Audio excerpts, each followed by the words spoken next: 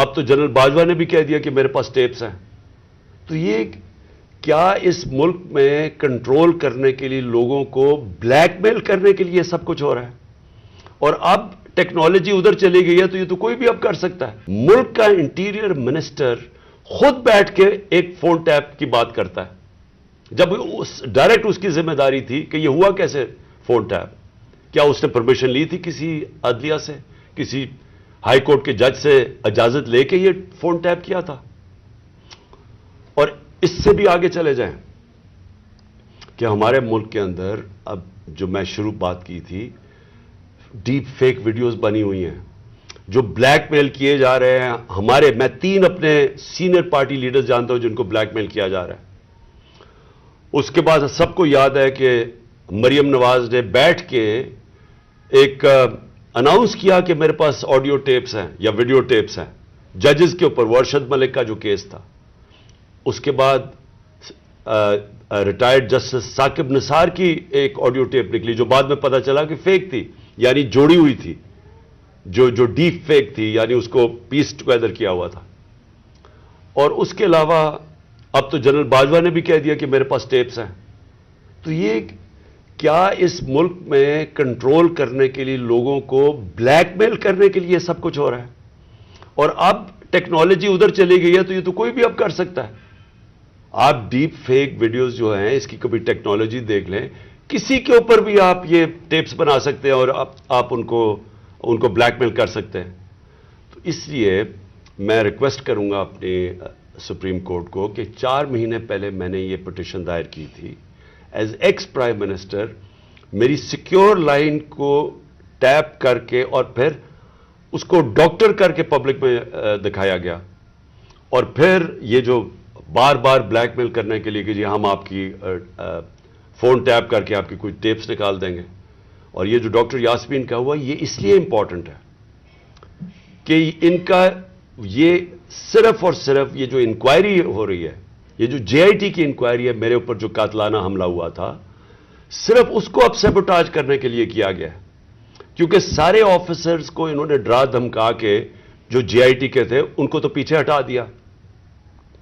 جو 2 آفیسرز رہ گئے تھے جس میں ایک یہ سی سی پی او ڈوگر تھے جو ہیڈ کر رہے تھے انکوائری، یہ رہ گئے تھے جو کھڑے تھے اور عدالت میں جا کے یہ بتا رہے تھے کہ یہ جو فائنڈنگز ہے جے آئی ٹی کی اس میں واضح ہو گیا کہ وہ جو سارا انہوں نے پہلے سے سازش کی ہوئی تھی کہ جی ایک شوٹر ہے، دینی انتہا پسند ہے، وہ سب خود کچھ ختم ہو گیا. کیونکہ جے آئی ٹی میں عدالت میں جا کے جو فائنڈنگز دی ہیں کہ 3 شوٹر تھے اور یہ پورا پلان کر کے ہوا تھا.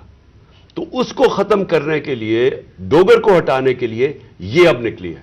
جس طرح سپریم کورٹ کے جج کو پریشرائز کرنے کے لیے وہ رانا ثناءاللہ نے وہ نکوالی ہے، وہ جو بھی آڈیو، یہ ڈوگر کو ہٹانے کے لیے کر رہے ہیں.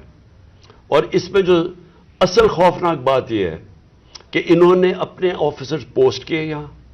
یہ جو چٹھا اس کو خاص لے کے آیا اینٹی کرپشن کا ہیڈ بنانے کے لیے، جو ہمارا سخت مخالف ہے، ان آفیسرز کو یہاں الیکشن کمیشن نے ایک ہی دن میں ان آفیسرز کو ساروں کو ٹرانسفر کر کے یہاں کیا، اور یہاں سے آفیسرز ٹرانسفر کیے.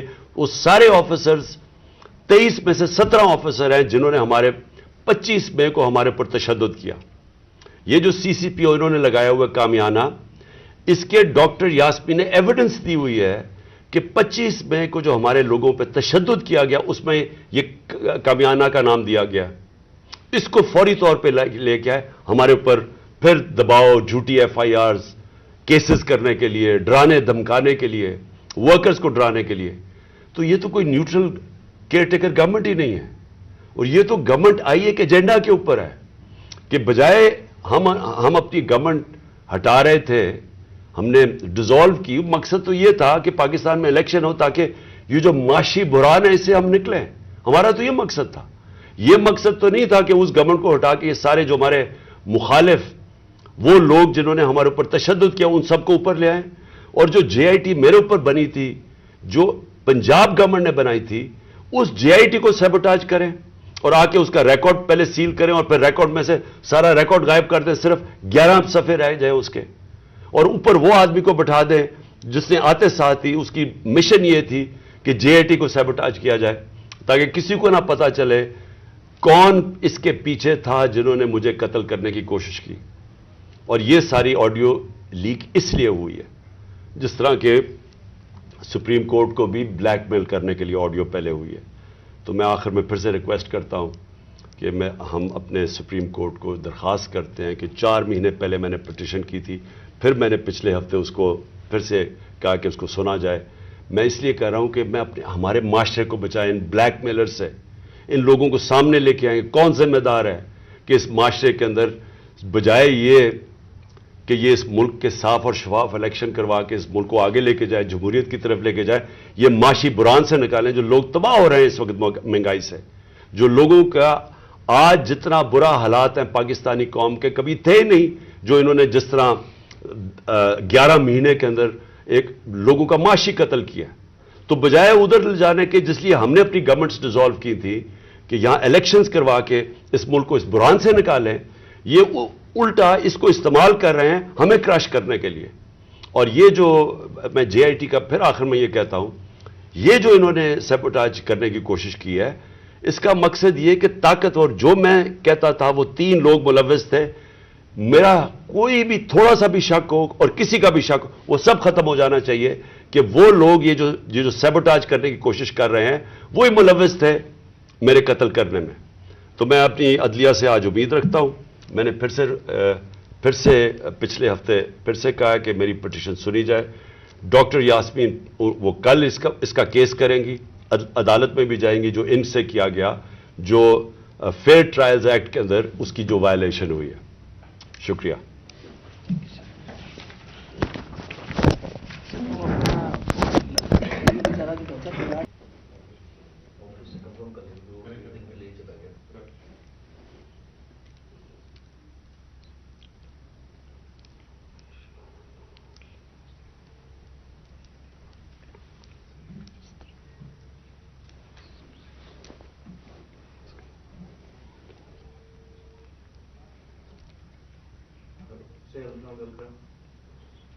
ہاں جی ریڈی. اچھا ان کو جو کے آڈیو کوئی یار فون میں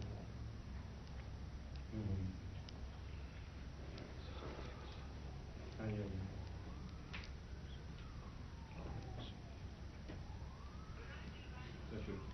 بسم اللہ الرحمن الرحیم. ایاک نعبد و ایاک نستعین. میرے پاکستانیوں، آج میں ایک خاص موضوع پہ بات کرنا چاہتا ہوں، اور وہ جو کہ یہ جو آڈیو ٹیپس سامنے آ رہی ہیں، یہ پاکستان کے شہریوں کے، پولیٹیشنز کے، ان کے پہلے فونز کو ٹیپ کیا جاتا ہے. اور وہ کون کرتی ہیں؟ وہ صرف 3 قسم کی ایجنسیز کر سکتی ہیں جن کے پاس یہ طریقہ ہے فون ٹیپ کرنے کا. وہ فون ٹیپ کرتی ہیں، اور پھر جب بھی ان کو بلیک میل کرنا ہو کسی کو، اپنا مقصد یہ نہیں کہ پاکستانیوں کی بہتری کے لیے، لیکن وہ استعمال اس کو کرتے ہیں جب بھی ان کا کوئی سیاسی